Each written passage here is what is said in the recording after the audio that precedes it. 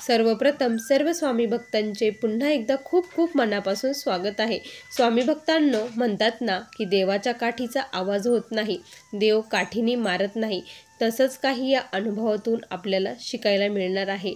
कारण जर एखादी गोष्ट आपल्याकडून जर चुकत असेल तर देव कशा प्रकारे आपल्याला त्या चुकीची जाणीव करून देतो। या ताईंच्या घरच्यांकडून देखील अशीच काही चूक घडलेली आहे।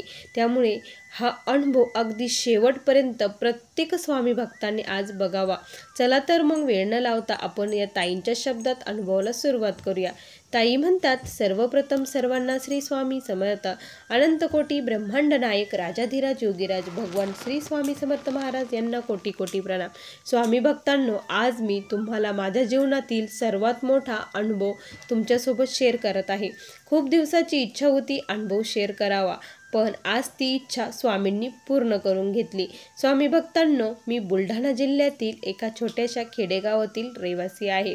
स्वामी भक्ती काय, स्वामींचा मार्ग काय, स्वामी सेवा काय हे कधीच माहीत नव्हतं। कारण माझ्या आईवडिलांच्या घरी ही विठ्ठलाची भक्ती केली जायची। वारकरी संप्रदायातील आमचं घर होतं, त्यामुळे आमच्या घरात कधीही नॉनव्हेज वगैरे आम्हाला कधीच माहीत नव्हतं। लहानपणापासूनच आम्ही कोणीही, माझे भावंड आणि मी कोणीही बाटलेलं नव्हतं, त्यामुळे नॉनव्हेजचा काही विषयच नव्हता। पण माझे लग्न झाल्यानंतर माझी जी फॅमिली मला मिळाली ती पूर्ण नॉनव्हेज खाणारी होती।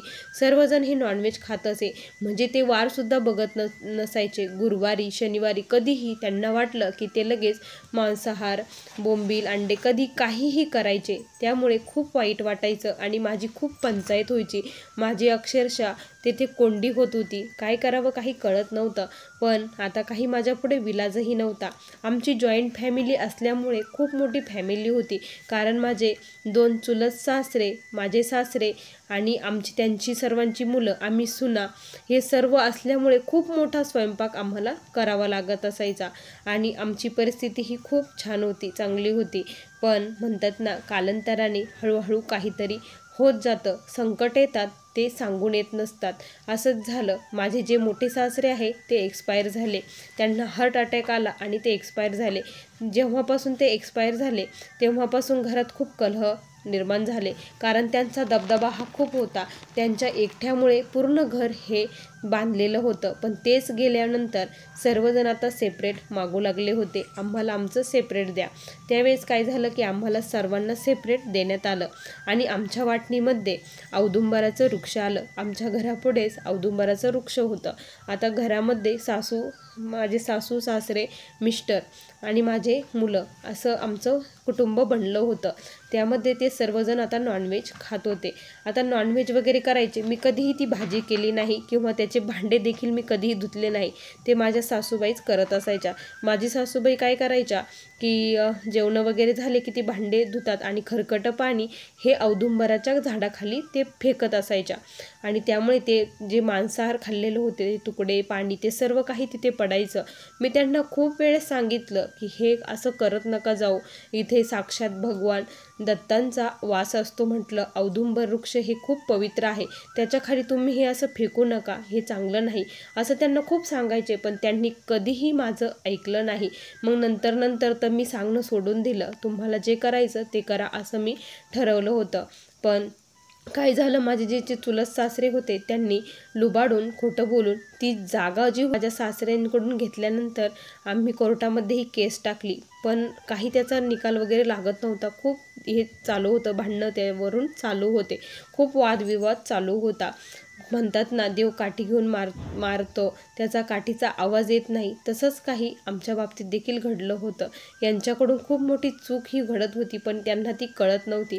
त्या दिवशी म्हणजे थोडे दिवस झाले आणि त्यामध्ये काय झालं की माझ्या सासूबाईंना एक दृष्टांत झाला, स्वप्न पडलं की जे औदुंबराचं वृक्ष आहे ना, त्या वृक्षाखाली असे श्रावण महिना होता, खूप सारं हिरवंगार तिथे झालेलं होतं। त्या हिरवागारीमध्ये स्वामी महाराज तिथे झोपलेले होते आणि दत्त महाराज होते, पण ते रागारागामध्ये तिथून उठून चालले होते आणि माझ्या सासूबाई आणि मी त्यांच्या मागे पळत होती, पण ते काही थांबायला तयार नव्हते। महाराज खूप रागाने पुढे चाललेले होते. मी सासूबाईंना म्हणायची की हे फक्त तुमच्यामुळे होत आहे, स्वामी आपल्यापासून लांब जात आहे. म्हटलं, बघा तुम्ही तिथे मांसाहाराचे पाणी टाकले आणि ती जागाही आपल्याकडून गेली आणि स्वामी देखील खूप क्रोधित झाले आहे. स्वामी म्हणजे दत्त माऊलींचा अवतार आहे. मला काहीच माहीत नव्हतं, स्वामी सेवा काय, दत्त महाराज काय, काहीच माहीत नव्हतं. पण त्या मला सांगत होत्या की तू मला आज अशी बोलत होती म्हणून, स्वप्नामध्ये माझ्याशी अशी तू बोलत होती. त्यावेळेस मलाही कुठंतरी वाटलं की हे कसं म्हणजे शक्य आहे. त्यावेळेस मग खूप असं वाईट वाटलं. आणि त्याच दरम्यान म्हणतात ना की स्वामींना आपल्याला जर जवळ घ्यायचं असेल, सेवा करून घ्यायची असेल, तर कुणाच्या मार्फत आपल्यापर्यंत ते पोचवत असतात. असंच झालं की माझ्या ज्या चुलत नंदा आहे त्या ह्याच्यासाठी आल्या होत्या, दिवाळी सणानिमित्त तिथे आल्या होत्या. अशीच एक दिवस अशी आमच्या घरी आल्या आणि बैठक बसलेली होती. गप्पा खूप रंगल्या होत्या, खूप चाललं. त्यातील एक माझी जी नणंद आहे ती स्वामींची खूप निस्सीम भक्त आहे आणि तिने मला स्वामी सेवेविषयी सांगितलं की वहिनी तुम्ही देखील स्वामींची सेवा करत जा म्हणे, आणि खूप छान असतं म्हणे. घरात खूप पॉझिटिव्ह एनर्जी येते आणि आपलं मन, सर्वात महत्त्वाचं म्हणजे मन शांतीही मिळत असते. त्यांनी जेव्हा सांगितलं तेव्हा मलाही कुठेतरी वाटलं आणि मी म्हटलं हो मी पण करेल. माझं मन खूप असं चैन पडत नाही म्हटलं, मला खूप असं घाबरल्यासारखं होतं. मग त्या म्हटलं की तुम्ही सेवा चालू करा, नामस्मरण चालू करा. मग त्यांनीच मला फोटो, माळ वगैरे सर्व काही आणून दिलं आणि त्या दिवसापासून स्वामींची सेवा घरामध्ये सुरू झाली. त्या जेव्हापासून स्वामींची सेवा घरात सुरू झाली तेव्हापासून स्वामी वेगवेगळे दृष्टांत मला देत होते. मला सारखं औदुंबराचं झाड आणि स्वामी एवढंच माझ्याही स्वप्नात यायचं. तुळशीपुढे 4 कुत्रे बसलेले आहे असंही मला दिसायचं. त्यावेळेस असं वाटायचं की हे स्वप्न का बरं पडत आहे. आणि मिस्टरांना सांगितलं तर ते हसायचे, काहीही सांगती, असे स्वप्न तू तोच विचार करती म्हणून असं तुला ते स्वप्न पडते असे ते मला म्हणायचे. पण मी म्हणायचे अहो नाही हो, असं नसतं. बघा तुम्ही स्वामींना शरण जा, तुम्हाला जी जागा, आपली जागा जी गेलेली आहे ती जागा पुन्हा आपल्याला मिळेल, ही स्वामींची कृपा आपल्यावरती होईल असं मी मिस्टरांना सांगत होती. पण त्यांचा अजिबात काही विश्वास नव्हता. एक दिवस काय झालं की माझा मुलगा खेळता खेळता असंच तिथेच औदुंबराखाली गेला आणि तो पडल्यानंतर त्याला दगडावरती त्याचा पाय घसरला. गुडघ्याला खूप सारा मार लागलेला होता. हॉस्पिटलला नेलं आणि सर्व म्हणजे पट्टी वगैरे करून आणलं. त्यानंतर काय झालं ना की त्याला सारखा ताप येत होता. त्याचा ताप हा कमीच होत नव्हता. असं का बरं होत आहे ते काही कळायला मार्गच नव्हता. मग पुन्हा आम्ही डॉक्टरकडे नेलं. डॉक्टर म्हटले आणि त्याचं शरीर हे पूर्ण असं सुजू लागलं होतं आणि तो काही खातपितही नव्हता. शरीर सुजत होतं आणि ताप अजिबात कमी होत नव्हता. एवढं भयानक लक्षण हे कसे काय होऊ लागलं. मग डॉक्टरांनी आम्हाला पुण्याच्या डॉक्टरांची चिठ्ठी दिली आणि आम्हाला तिकडे पाठवलं. आम्ही तिकडे गेल्यानंतर डॉक्टरांनी सर्व काही रिपोर्ट केले. त्यावेळेस त्याचं पूर्ण ब्लड, जे शरीरातलं ब्लड होतं ते पूर्णपणे काळं पडलं होतं, काळं पडत चाललेलं होतं. त्याची जी शरीराची साथ होती ती द्यायची कमी होत चाललेली होती. डॉक्टरांनी असं सांगितल्यानंतर त्याला ICUमध्ये ठेवण्यात आलं. त्याची कंडिशन बघून मला खूप रडायला येत होतं. म्हणजे तो इतका विचित्र दिसू लागला होता ना की काय होतं. डॉक्टर म्हटले की एखाद्या वेळेस त्याच्यामध्ये सर्पाची विषबाधा झालेली आहे. ज्या दगडावरती तो पडला होता त्या दगडावरती एखादा साप गेलेला असेल, तो खूप विषारी असेल. त्याचं जे विष आहे त्याच्या गुडघ्यामध्ये त्याला लागलं आणि त्याच्यातून हे इन्फेक्शन झालं आहे असं डॉक्टर सांगितले. त्यावेळेस कुठेच काही आधार मिळत नव्हता. आता म्हटलं आता फक्त स्वामीच आहे. स्वामींचा धावा सुरू केला. जेव्हा लेकरावरती संकट येतं ना तेव्हा बाप देखील हा कोसळून जात असतो. माझ्या मिस्टरांचं देखील झालं आणि मिस्टरांना देखील स्वामींचा धावा करू लागले. मिस्टरांना मी सांगितलं की आपण श्री स्वामी समर्थ मंत्र जप करू, तारक मंत्र म्हणू, सर्व काही व्यवस्थित होईल. आणि मिस्टर देखील माझ्यासोबत सेवा करू लागले. आता स्वामींचाच आधार होता, बाकी काहीच नव्हतं. खूप सारे पैसे आम्ही घातले होते आणि मुलाची गॅरंटी डॉक्टरांनी तर अजिबात सांगितलेली नव्हती. पण स्वामी कृपेने माझा मुलगा तेथून व्यवस्थित घरी आला. घरी आल्यानंतर डॉक्टरांनी त्याची प्रचंड काळजी घ्यायची सांगितली होती. खूप नाजूक स्थितीत त्याची आहे, त्याची खूप काळजी घ्या, कारण तो इतका खराब झाला होता ना का बस. आता मी फक्त त्याच्यावरतीच लक्ष देत होते.